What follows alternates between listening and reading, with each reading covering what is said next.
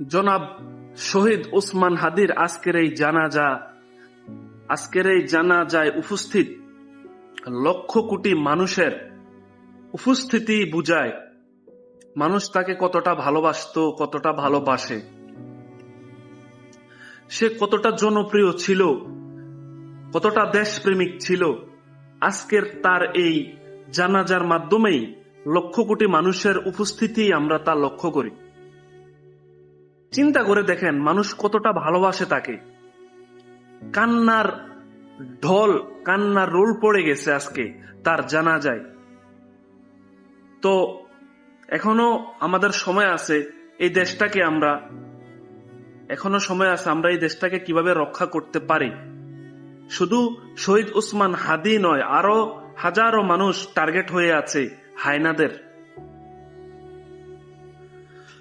এমন জীবন তুমি করিবে গঠন, মরিতে হাসিবে তুমি, কাঁদিবে ভুবন। সে তো স্বেচ্ছায়, সে তো বারবার বলতো আমি শহীদ হতে চাই।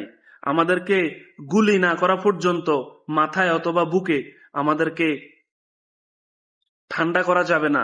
আমাদেরকে মানে কি বলবো ভাই, একজন মানুষ কতটা দেশপ্রেমিক হলে এইভাবে বলতে পারতো।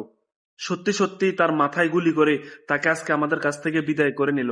কিন্তু তার জানাজায় উপস্থিত লক্ষ মানুষের ঢল, সারা বাংলাদেশের মানুষের এই জনসমাগমে বুঝতে পারি আমরা তাকে মানুষ কতটা ভালোবাসতো, কতটা ভালোবাসে।